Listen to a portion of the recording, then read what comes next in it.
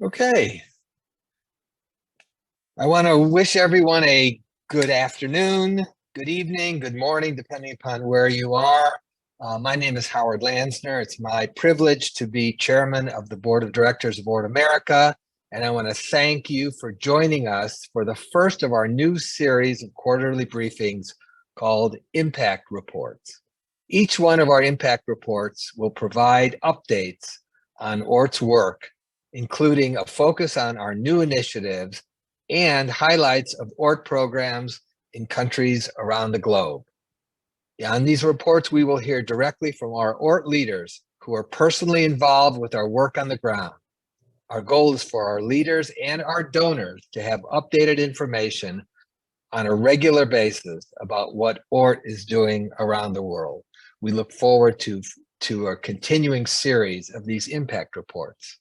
And now to start our first report, it's my pleasure to introduce Barbara Birch, President and CEO of RepORT America. Barbara? Hi, everyone. Thank you so much, Howard. It's a pleasure to be here for our inaugural impact report, and really a delight to see how many of you are joining us to hear more directly about all the work we're doing in Israel today, reaching thousands of students throughout Israel's socio-economic and geographic periphery. You are all our best ambassadors. We're so grateful for all you do to really amplify our work, and we are hopeful that you will leave today feeling like you know more about all that we're doing and can feel really proud of the support you offer us and want to share it with others. So as I mentioned, today's focus is on Israel. As you know, we've been engaged in an Israel at 75 effort and campaign to support all of our work in Israel during this very special year when we've been celebrating Israel's 75th anniversary. We are sort of coming to the end of our particular efforts through June 30th to highlight this work, although of course we focus on it all the time and will continue to do all we can to support our Israel efforts through the end of the year and continuing. But today this is our focus, and we have three really special guests with us from Israel. And to introduce them, I'm going to welcome Dr. Moshe Liba, who is the Deputy Director and Chief Pedagogical Officer for RepORT Kadima Mada. He oversees all our educational programs in Israel. He's a really great educator and leader, and he's going to share more with us through two of his key professionals and team members that really do this work with our students every day. So Moshe, thank you so much for being with us. And please introduce our additional guests and tell us more.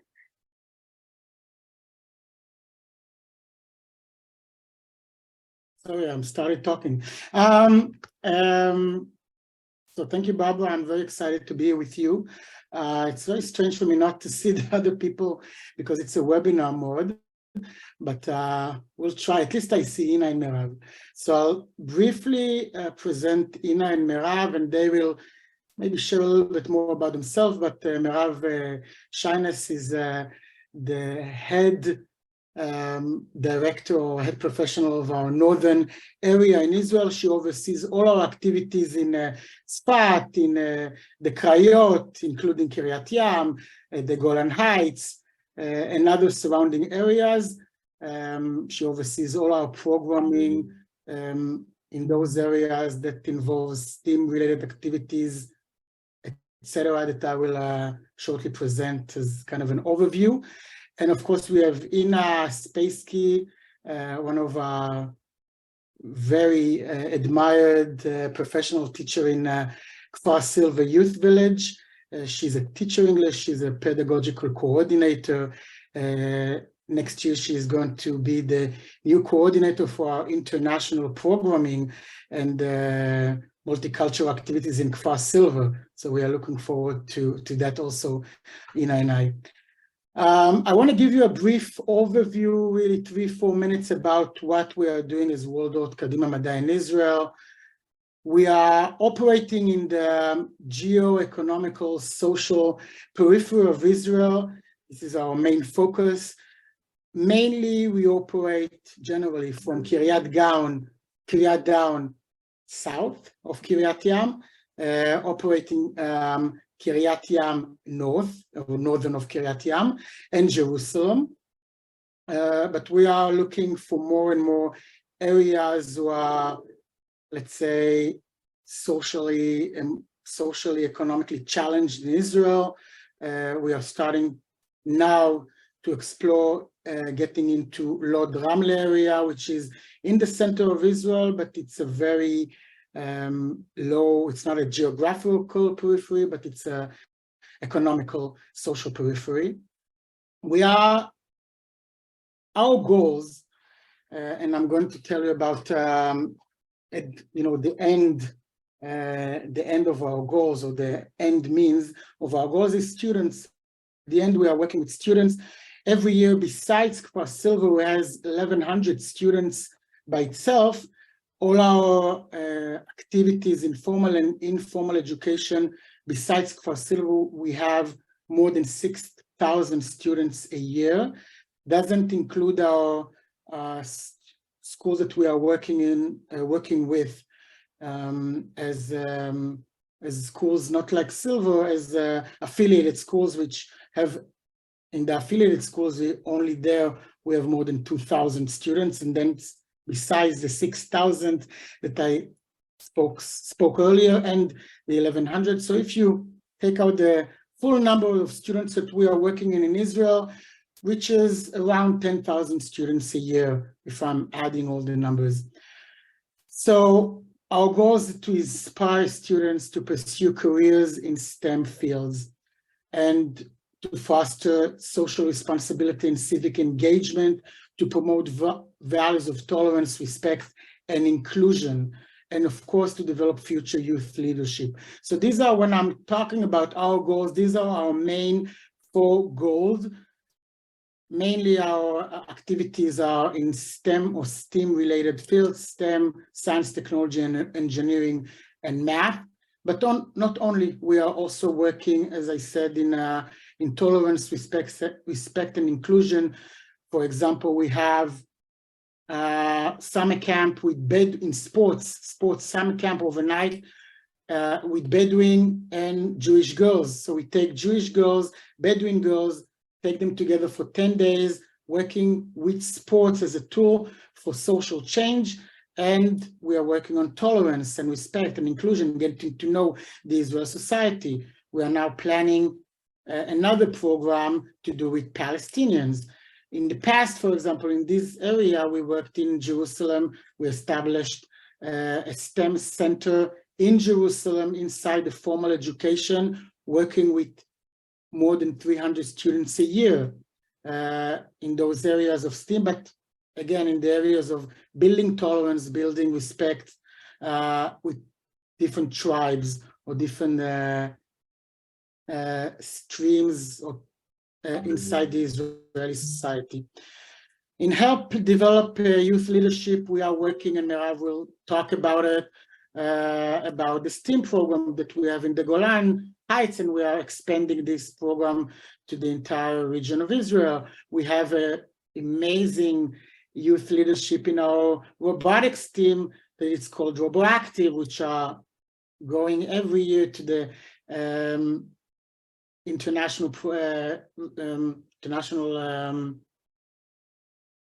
what did I forget the word? Sorry, the international competition in Houston, for example, in Houston, the competition. And FLL. And in FRC, the FLL, of course, And FRC, sorry, I'm the FLL. Yeah, and Merav will talk about the FLL competitions, which we have in Israel, the national and competition in also in junior FLL in kindergarten. Our programming are starting in the kindergarten in ages 5 and going right through 12 graders, and we are involved also in the colleges, in the Beersheba technical colleges, which are young adults who are over 22, 23-year-old students. We are working with a lot of other organizations to try to have our goals met. Social responsibility and civic engagement, we are a true believer in that. All our STEAM-related activities, and we'll talk about it, are to do it to the back to the society, or being engaged. All our entrepreneurship activities are to local challenges and problems. And finally, part of being an RepORT, being a network, and the multicultural effect that we want to promote, we are trying to, and we are doing and trying to expand our activities with students from around the network, students that are coming from other schools in the network, doing online and face-to-face activities with students coming from all over the world. We have, for example, next month, a program, again, a summer camp, students from RepORT Brazil, RepORT UK, for Silver, other activities in Israel are coming for a week of hackathon in Israel with Magen David Adom to solve a problem, to do a week hackathon with all the kids, which are 16, 17-year-old kids, coming up with innovative solutions. So I want to sum up. What we are doing in Israel is formal education, informal education, K to 12, North and South, and a little bit of the center, and we are looking to expand our activities in the areas who are economically challenged. We see ourselves as giving students the opportunity to expose themselves from a younger age, when we believe, and this is part of my pedagogical agenda, that students need to be exposed from the earliest stage they can be, so they can learn about it, they can taste it, and they can choose. We believe that from the opportunity to choose, if you can choose, then the social mobility can expand. I won't give I can talk for hours about social mobility and research about social mobility and how it can be done, what's the problem. I won't go into it, but I know that this is what we are doing. We are promoting social mobility to students who maybe don't have the proper role model, or don't have the right environment to expose them to innovative areas, engineering, makerism, etc., and etc. So I think that we as an organization, we want to expose kids from a younger age so they can have opportunities, so they can taste, they can have ideas, and they can evolve and have the social mobility they deserve. Again, I won't talk about it, but we believe in educational equity, not equality. It's a different meaning. Equity meaning that you give a different ladder or different means. So kids who don't have the opportunities, you give them more opportunities or more means than those who can.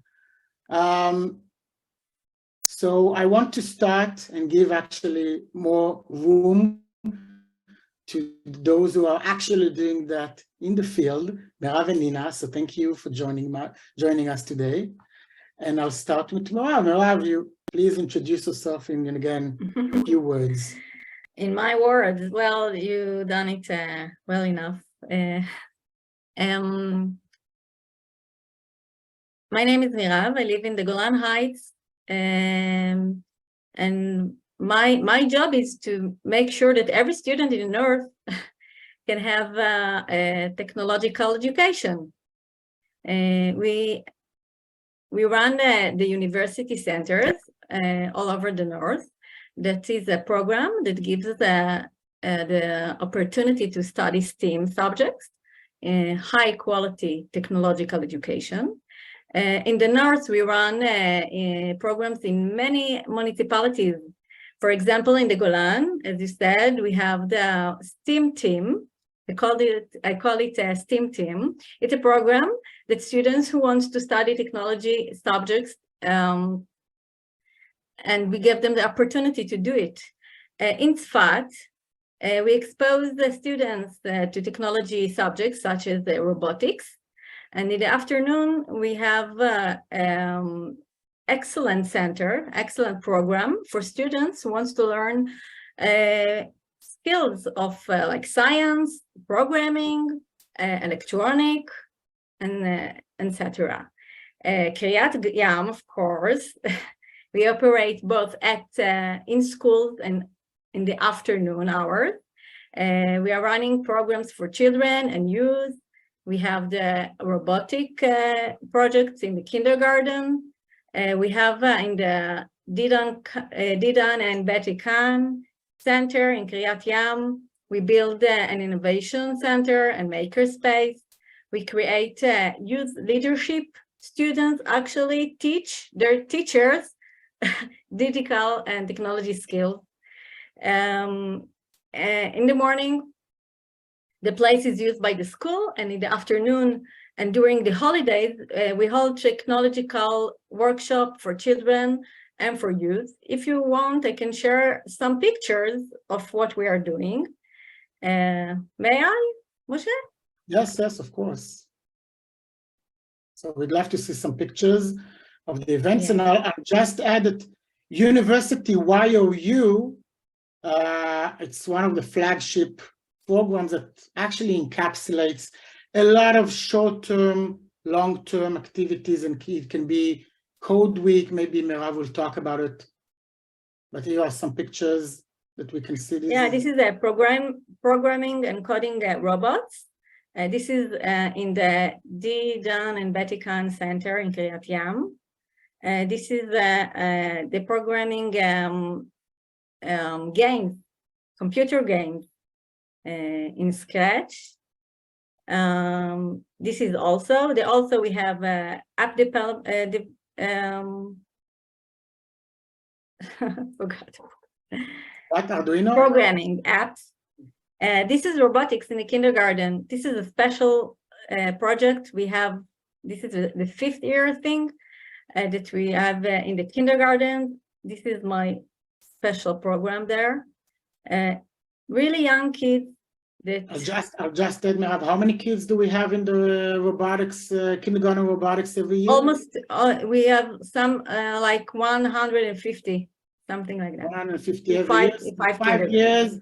So roughly in 5 years, we had 750 kids undergoing this specific programming. Look at the faces. Yes, and of course, this year we expanded to 1st grade, and next year we are expanding to 2nd grade. So this is going to be a 3-year program for a kid starting in kindergarten and goes to 2nd grade for 3 years programming, which is amazing. Okay, so yeah. We have also a special program in Mate Asher, in Siach High School. It's a special school. It's a school for children that are not studying a regular high school, and we actually give them opportunity for a real profession in all the technological skills. And they have their makerspace, a really big one, and they learn Arduino. It's a programming electronic kit, and it's a really special place because this is the only place that these young people can be in the morning hours. Yeah, so this is a special school. You're right, Merav. It's a special school belonging to the Ministry of Labor and Economics and not the Ministry of Education. Right. These are brilliant kids who can't really find the proper surrounding or environment. So they actually go to school that looks like a very open school that they're very interested in. So interested, yes, and actually they want to go them. It's not, they don't have to. They choose to go to school and to be part of what we are doing there. Okay, and for example, we are using a lot of maker spaces. This is one of our expertise as World Kadima Mada. We also give advice, pedagogical advice to schools, to other organizations who build makerspaces, also physical, and also, of course, the pedagogical programming. So what do you think, what is good in maker culture? I mean, maker culture, I'll just say to the audience who are watching us, maker culture involves, old style machineries like hammers, nails, and of course, new ones like 3D printers, laser cutters, et cetera, et cetera. So why do you think that we need to give those to the kids? I mean, what is special in maker spaces? Well, we are living in the 21st century, and so we need to prepare our children to the future. I think that especially mainly in the periphery, it's very important for us to give the students opportunity to professionalize in the future skill. We have opportunity to give them an opportunity, an equal opportunity to study this. This is where the future goes. We have to prepare them for this future. You're right. I can add that I think that maker spaces also give you a good place to transform your ideas when you learn into And real to be creative. Object, to be very creative, to be very imaginative, to be very entrepreneurial, because we use in our programs the maker spaces, again, the 3D printers, et cetera, in order for the students to take those ideas that they have and make them to real life context. Well, we so usually make projects with the children. When we teach them how to use the 3D printer and the laser cutting and the Arduino programming, so they can make whatever they want to. They can be creative, and they have all the skills. So every year we finish our year with the project that the children are making, with all the skills they have get from us. Do you have an example of a project we just finished? We are finishing the academic year. Everybody's, thank God, we have a few days vacation to plan the next year. But can you give an example of one project that you saw in the past 2 or 3 weeks? Because we had we just finished one in one of our STEAM team in the Golan. They prepared a code for entries to a place that the school needed. So they built a box from in a 3D printer, and they program it in Arduino. And next Monday, we're supposed to put the code in the entrance of the door, and I will send you a picture of it. I'm sure it will be great.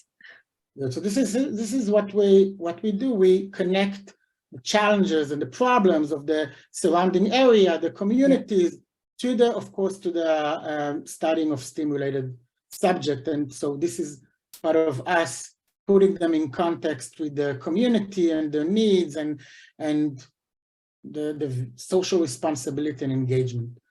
Great. By the way, for those who want to have Q&A, please raise your hand or, write your question in the Q&A part, and we'll try to address it during or after the session. So put it in the chat or the Q&A, and we'll of course be happy to answer it. If I'll see it during, I'll try to answer during, and if not, at the end of this, we'll have 10 minutes for Q&A.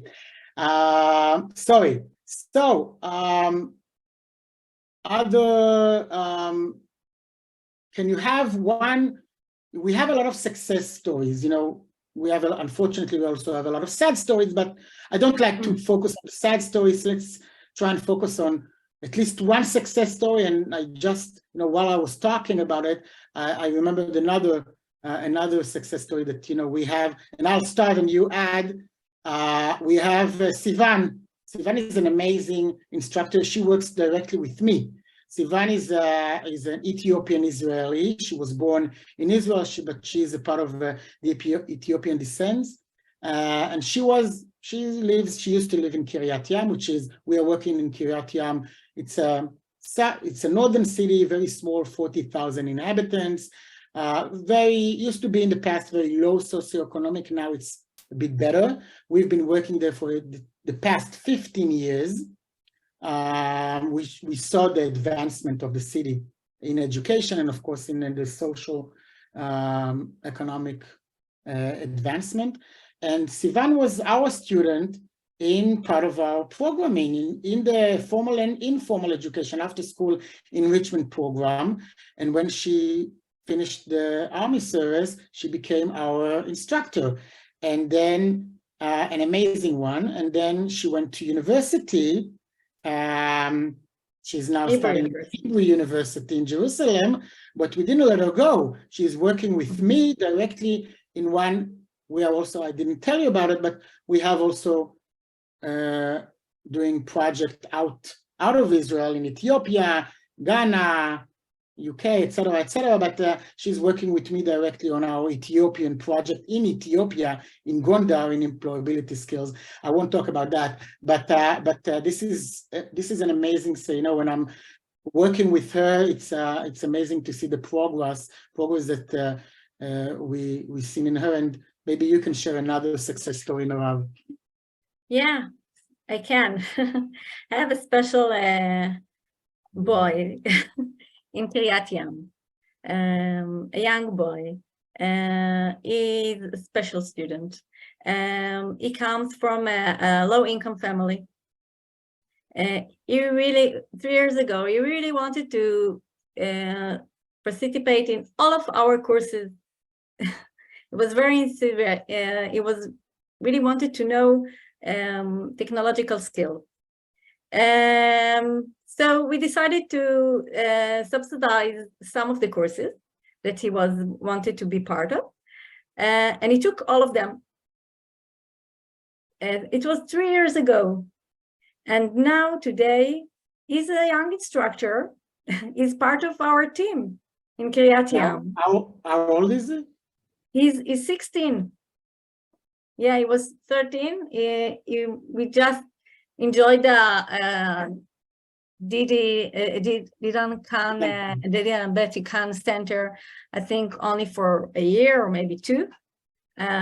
He was so excited when it opened. He really wanted to learn everything. He took the 3D program, the robotics, even the animation, filming, everything we gave, he took. And now he's really good with children. He's a very good instructor, and is going to be part of our camp this summer in Kiryat Yam, of course. Amazing. And again, this is a good example of how we are trying to empower youth who are, by the way, not natural leaders or don't have natural leading abilities.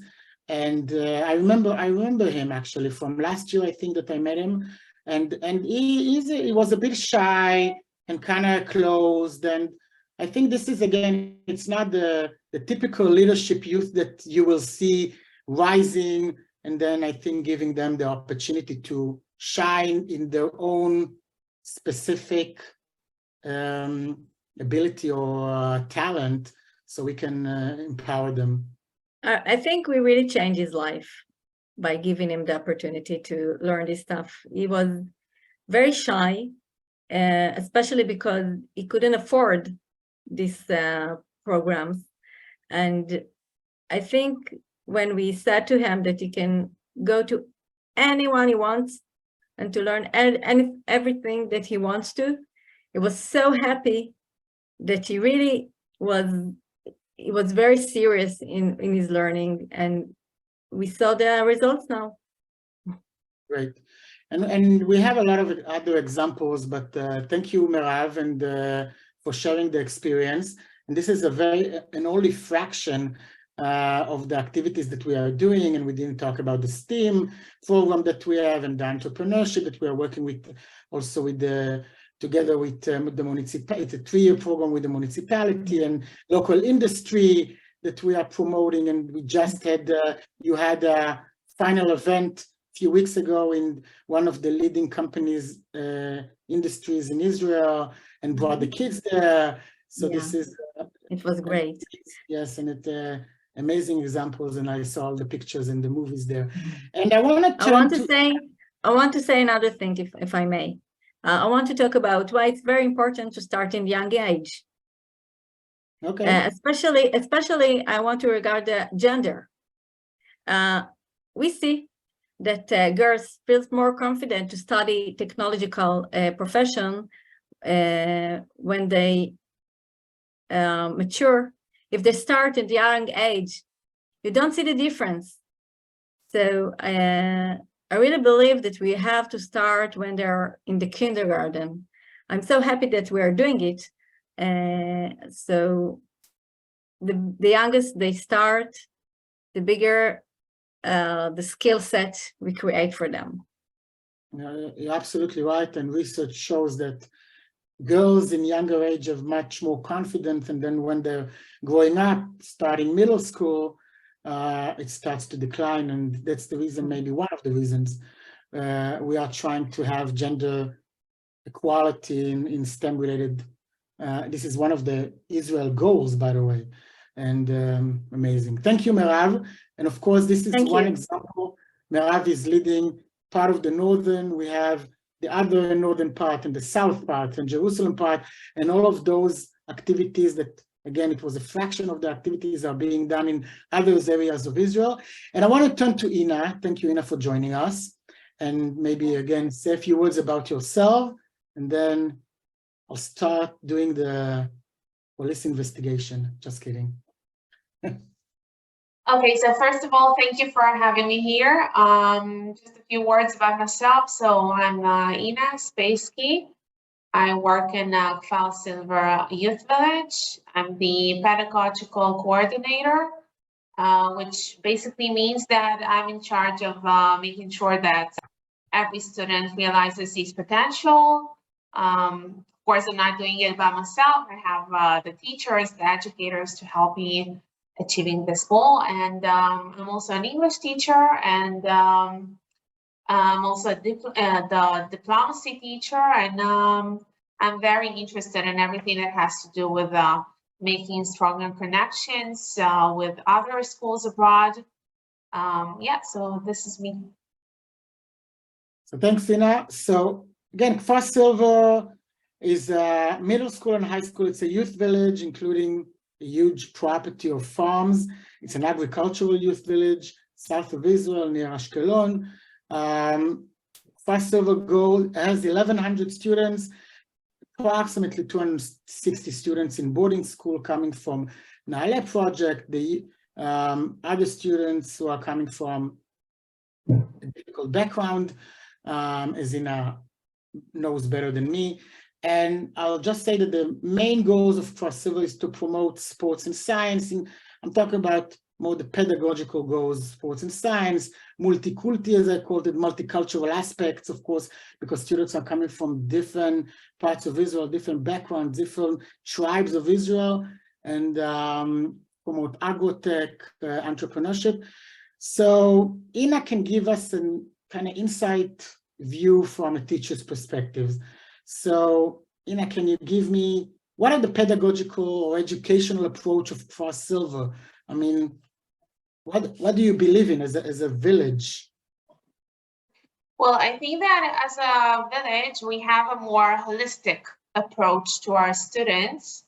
We try to look for the aspects that are strong in our students, and we try to search for this, what makes them motivated.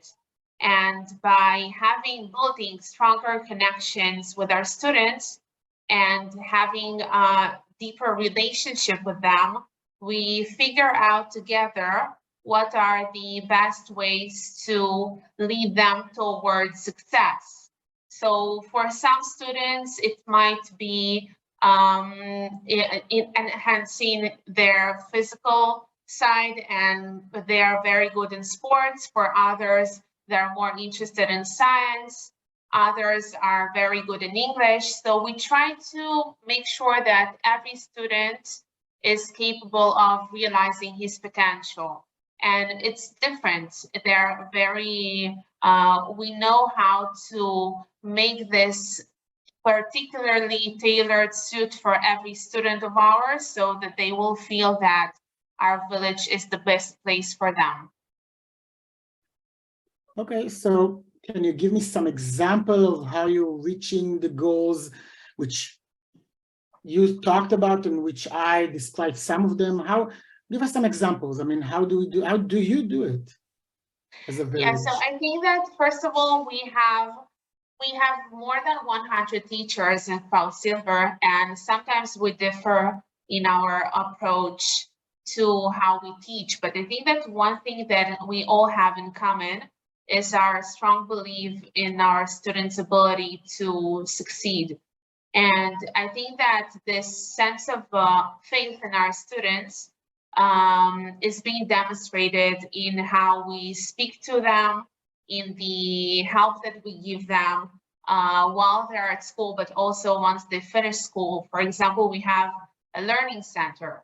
And in this learning center, they have private sessions with teachers that can help them to bridge the gaps, for example, that they have, or study a certain subject in a more advanced level.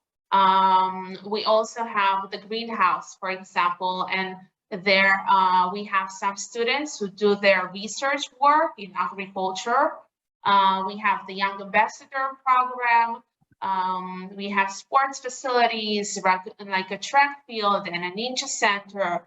Some of our students, they go to study judo.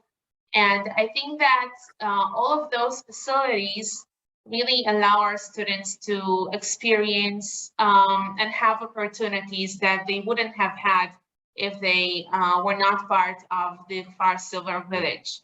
So we are very much invested into making the village their second home. And Moshe, as you said previously, we have students coming from more challenging backgrounds.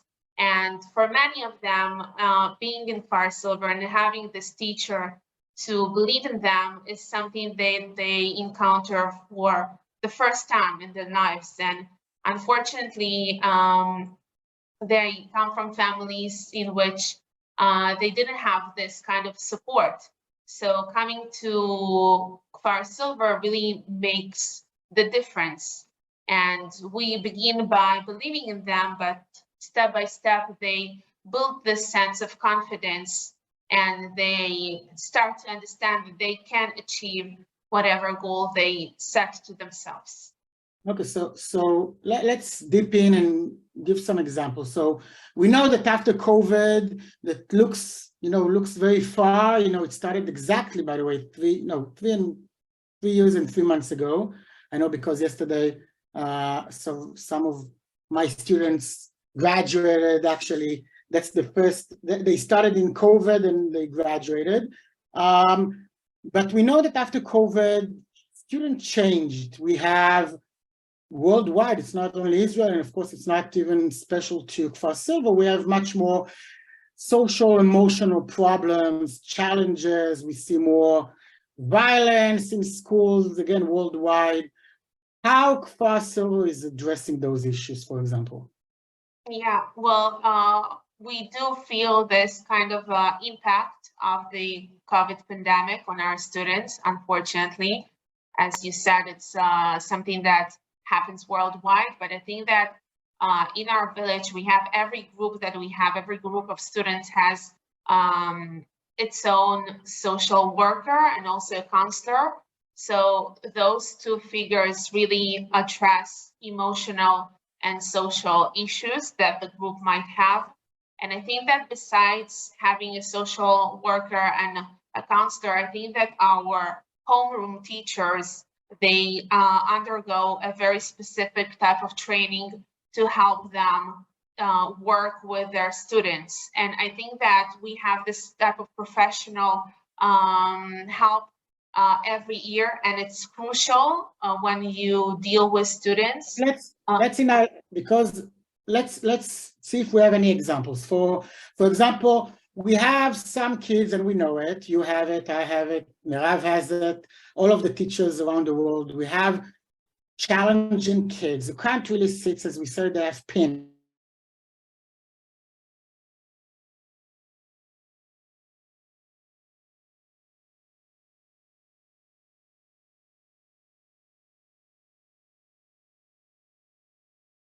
We cannot hear you, Moshe.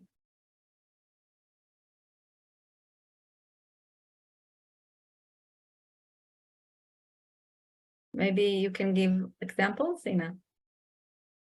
Yes, so I can say that some of our students that come from more challenging backgrounds, they have this, they had difficulty establishing better connections with their with students from their age group.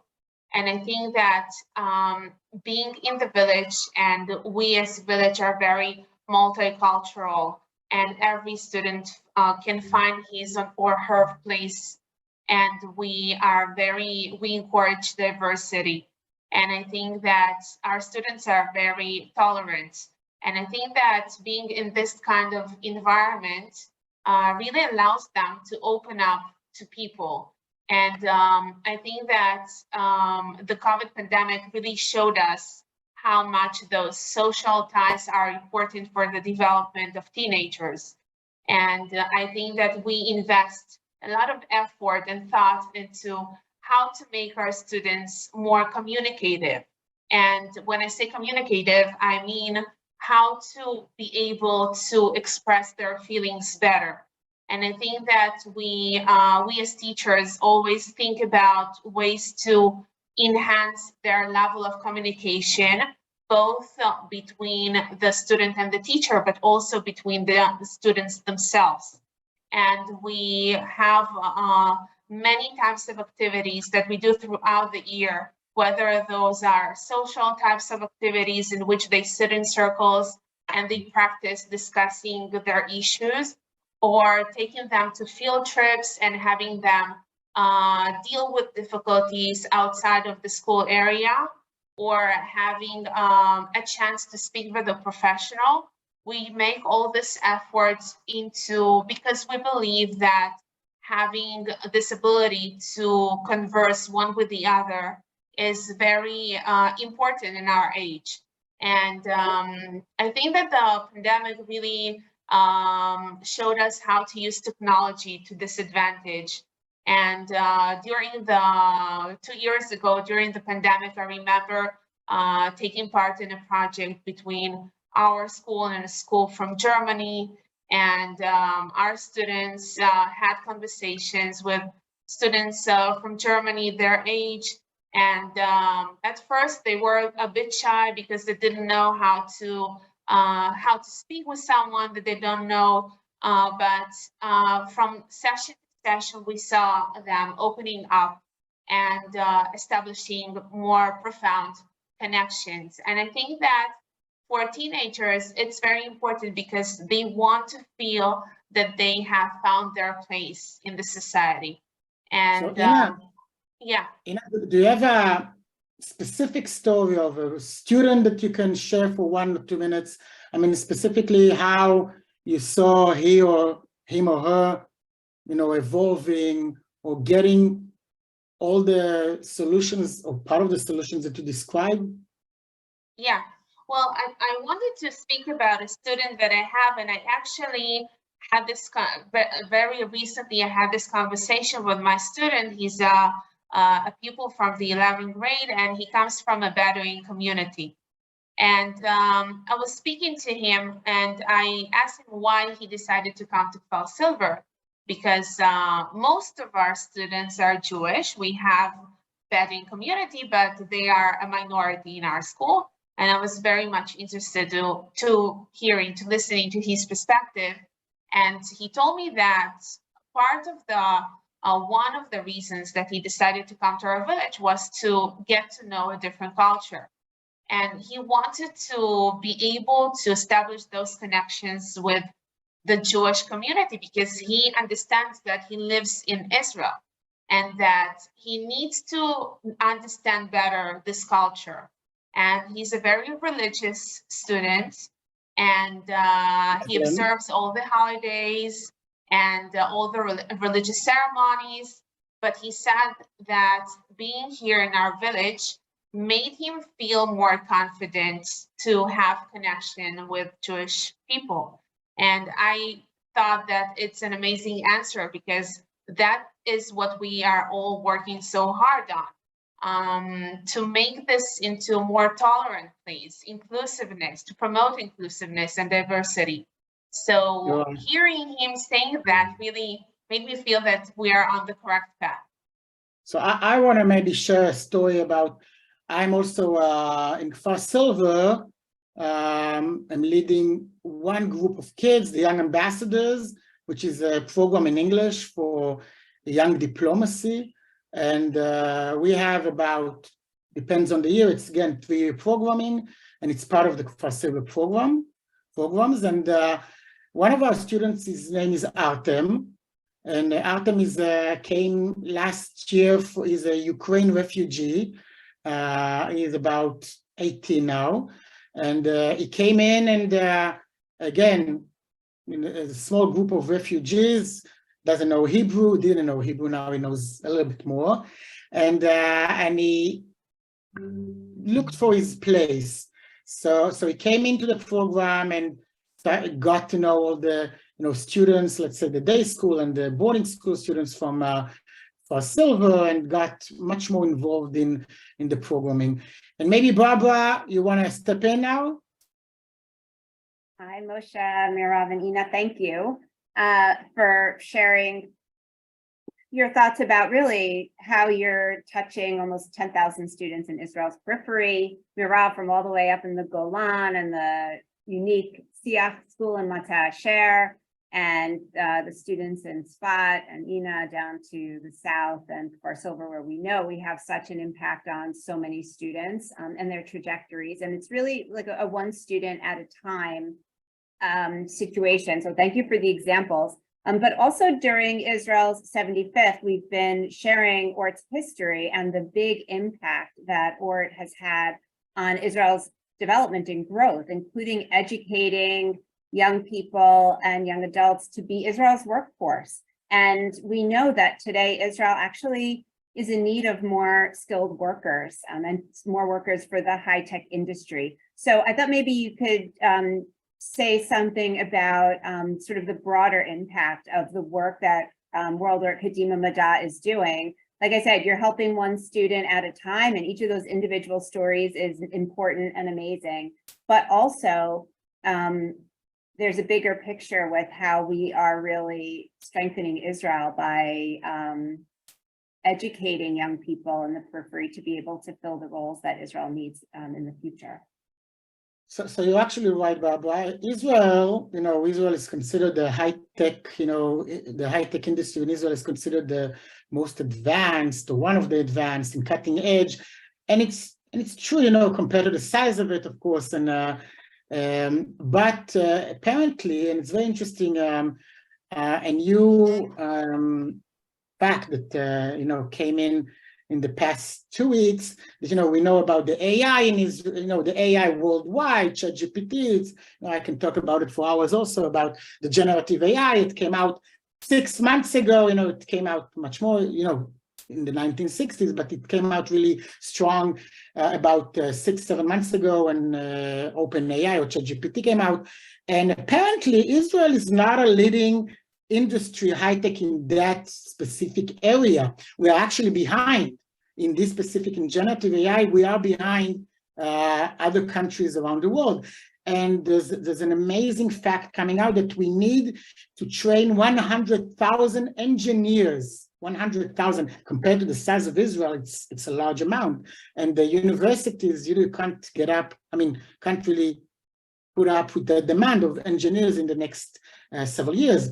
I think that we as World ORT Kadima Mad'a, I think our greatest impact, and I'm adding to what Mirav said, is starting to work at a younger age preparing their set of mind, preparing them from a very early age, the set of mind, so they, when they are coming to a higher grade, they will choose, they will want to do it, they will have the right skills that we are talking about, teamwork and problem solving, and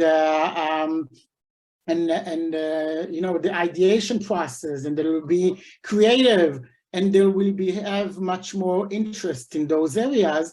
So the universities and colleges can give them, you know, they can get in to universities within the benefits of, you know, higher grades, but also those skills to succeed in becoming the next generation of the leading industry in high tech. So I think this is if we are talking about what our main contribution is, actually preparing those students at a younger age with the education. The Ministry of Education, unfortunately, till today, doesn't invest in elementary and in kindergarten, doesn't invest in those areas, especially in the periphery, when we know that we have the teachers are not well trained, we don't have enough teachers. It's a worldwide issue, but especially in the periphery, we don't have enough teachers and programs to do that. And we are widening the gap in Israel, and then the gap is getting bigger and bigger when the kids are growing to becoming young adults. And then again, we see this, the industries also in the high tech doesn't really exist in the north and south. And Merav is working, by the way, with the local industry. They call, what's their name, Merav? The Association for High Tech. It's called a high tech club. Yeah. But it's the Association for High Tech. It's a society for high tech industry in the north, in the Golan, which are interested in pushing those kids forward and then getting profession in STEM, and careers, so they can stay in the Golan and fill out the posts or the employment that there is in the Golan that nobody comes, because the kids there are not really have the right training to do it. And we started we are working a group of 7, and we ended it in more than 20 in one class. So it's like we doubled even more the students that want to be part of the high-tech society in the Golan Heights. Right, and hopefully stay there. I was saying we call that brain drain. When you're successful at educating students to want careers in high tech, then they leave their home communities and go to where the jobs are in those industries. So I know that there's the whole effort of having industry and jobs available in those areas, and then we need to train people to work there and stay there and make their lives in the periphery meaningful, valuable, and successful. I want to remind everyone that you can put your questions in the Q&A if you have questions about our work in Israel. And while you're thinking about your questions for our last couple minutes, I think we could take 1 or 2. I just wanted to mention another industry. We talked a lot about high tech, and this sort of bridges between high tech and agriculture. But another major area where Israel is at the forefront is agri-tech, and we have started a new program in agri-tech at Kfar Silver, where we have a farm and we have the science and technology, and we're creating a new curriculum and really investing in a new track that will advance our students' opportunities to have the best potential careers in that field. I don't know if you wanted to say anything more about that, Moshe, but it really takes the sort of work skills, high tech, farming culture, like all the things that are so wonderful about Israel and Kadima Mada, and that opportunity and putting them together.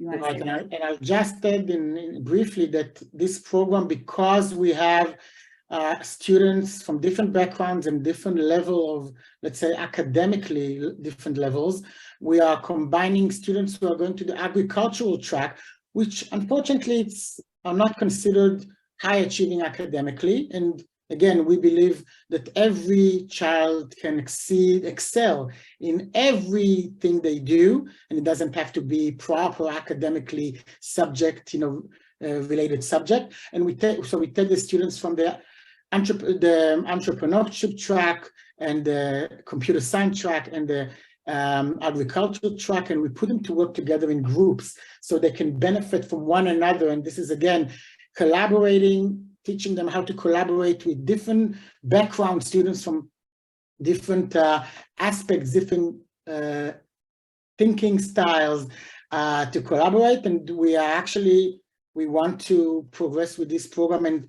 to put it to more places in Israel, not only Kfar Silver. Kfar Silver is the pilot that we are starting to do that.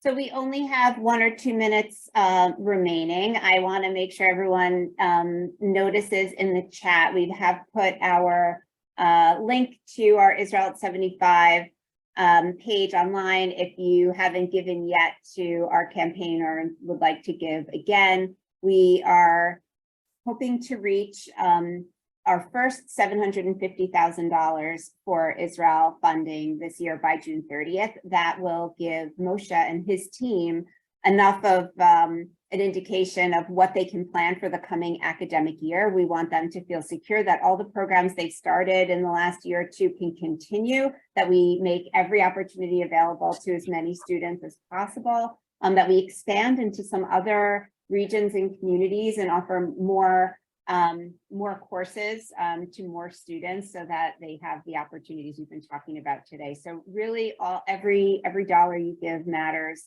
and it really enables us to do all this work. And these programs are so scalable.